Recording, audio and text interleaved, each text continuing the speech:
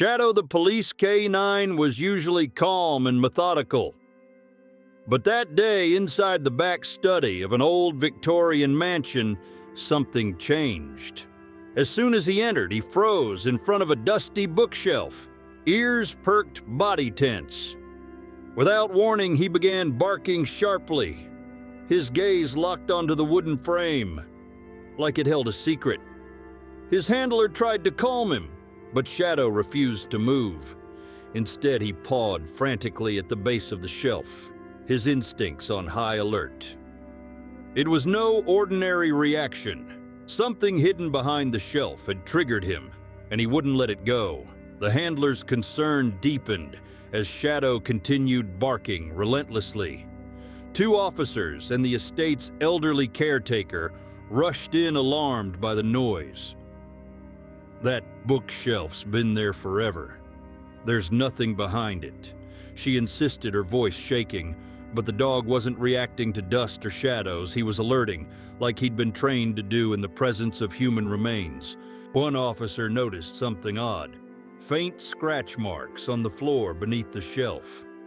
It had been moved, and not long ago. Carefully, they began removing books, revealing a slight gap where the shelf didn't sit flush against the wall. Behind it, a hollow wooden panel sounded strangely empty when tapped. Using a pocket knife, they pried it open. A wave of stale air escaped, revealing a small hidden compartment. Inside was a rusted metal box, layered in dust. What lay inside would unravel a mystery that had haunted the town for 5 decades, one that only a dog had the instincts to uncover. Inside the rusted box lay old black and white photographs, delicate pieces of jewelry, and a leather-bound journal, warped by time. As the officers flipped through its brittle pages, one entry at the very end made their hearts stop. The handwriting, though shaky, was clear. It read, "Clara Whitmore, May 17th, 1973. No one will ever find her, not as long as this house stands." The room went completely silent. Clara Whitmore had been missing for 50 years, a case that had long gone cold. One detective stepped outside to radio the department. Moments later, he returned pale-faced. She was declared missing in '73. The case was never solved. The journal revealed dark secrets, arguments, jealousy, a confession of an accident turned cover-up. No mention of a burial, only guilt, and a desperate attempt to hide the truth. Shadow hadn't just found a box. He'd uncovered the beginning of long-buried answers that the town never thought they'd see. The journal alone was damning, but the real shock came with the photograph tucked inside a picture of Clara Whitmore smiling in front of the very fireplace where they now stood. Same wallpaper, same bookshelf in the background. It wasn't just a vague confession, it was a direct link to this exact room. With Shadow's unrelenting alert still fresh in their minds, the officers knew they couldn't stop there. If the dog hadn't been fixated on the bookshelf itself, maybe he was sensing something far deeper. One detective looked down at the wooden floor, then at the others. What if she's still here, beneath us? A quiet understanding passed between them. They needed to find Gerald Whitmore, the mansion's original owner and Clara's fiancé. If he was still alive, he might hold the final piece of the puzzle. And if not, the answers could still lie hidden, waiting patiently beneath their very feet. The search for Gerald Whitmore led officers to a quiet care facility 2 towns away. Now, 83 years old, Gerald lived a solitary life described by staff as polite but distant. When detectives sat across from him, he'd first denied any knowledge of Clara's disappearance.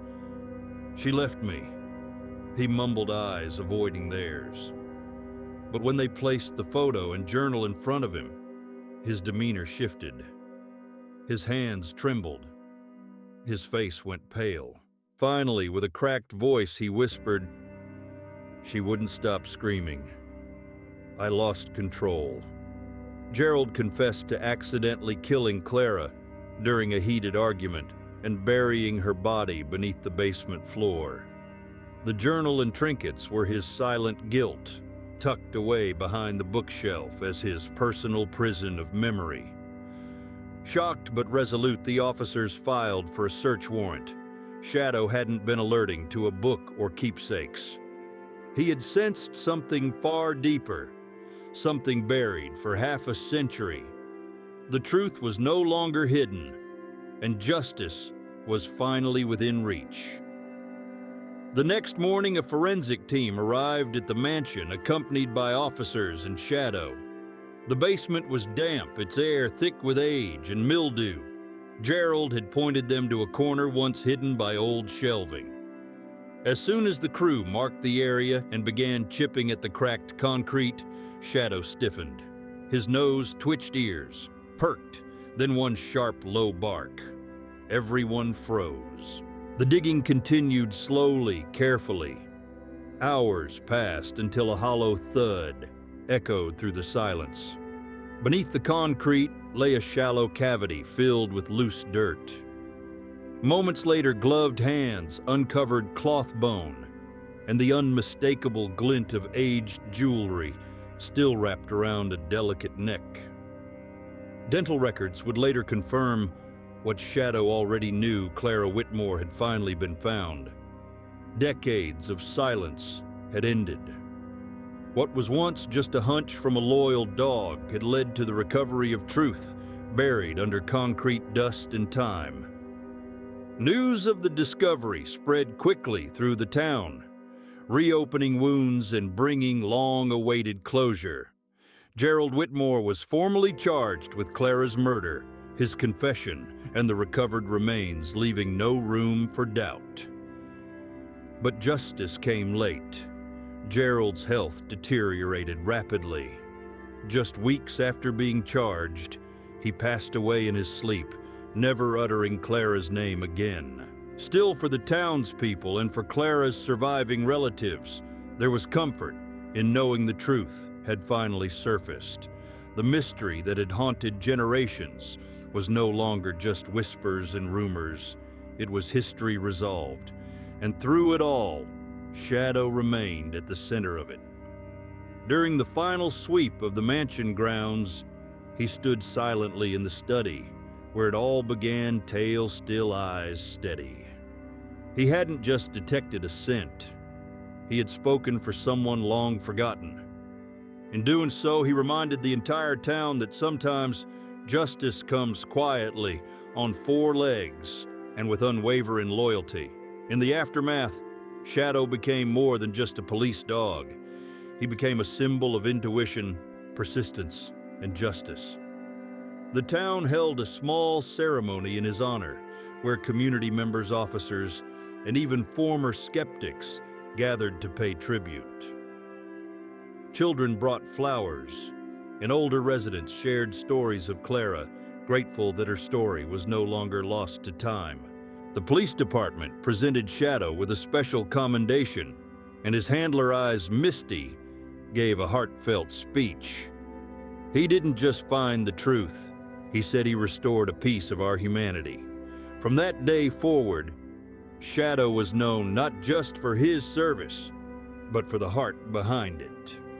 Clara's story was taught in local schools, not as a tale of tragedy, but as a lesson in perseverance, memory, and the unbreakable bond between humans and their canine partners. And at the station, Shadow's favorite spot by the window remained his quiet place of honor. In the weeks that followed, the town slowly returned to normal, but the memory of what had unfolded in that old Victorian mansion never faded. Shadow continued his duties, but something in the air had shifted. There was a deeper respect, not just for him, but for every service dog that walked beside their human partners. Local papers continued covering the story, and visitors often came to see the exact spot where the bookshelf once stood. Some placed flowers, others simply stood in silence, honoring Clara Whitmore and the dog who had given her a voice decades later. The police department received letters from all over the country, retired detectives' families of missing persons, even dog handlers, thanking them for sharing the story. Shadow, unaware of the headlines he had made, still waited each morning by the patrol car, ready to work. But those who knew him now looked into his eyes and saw something more, a quiet guardian who never gave up even when everyone else had. Shadow's legacy lived on long after the case was closed. The town erected a modest bronze plaque outside the old mansion, honoring both Clara Whitmore and the dog who helped uncover her truth. It read, "For the voice that could not speak and the nose that never stopped listening." Schools invited officers to share Shadow's story, teaching children not only about justice, but about the quiet power of loyalty and instinct. Elderly residents who had lived through Clara's disappearance found comfort and closure at last. Meanwhile, Shadow quietly returned to his daily routines. No parades, no spotlight, just the same steady steps beside his handler. But in the eyes of the community, he was more than just a working dog. He was a symbol of hope, of justice, long delayed, but not forgotten. And for every silent truth waiting to be heard, there would always be someone or some dog ready to uncover it. This story reminds us that even after decades, truth has a way of coming to light. And sometimes it's the most unexpected voices that lead the way. Shadow, a loyal K9, showed that instinct and quiet determination can uncover what many overlook. For older adults who have witnessed how time changes people and places, this tale reinforces a timeless lesson. Justice may sleep, but it never dies. No matter how much time passes, what's right will find its way. And in life, it's often those who listen carefully, not just speak loudly, who make the greatest difference.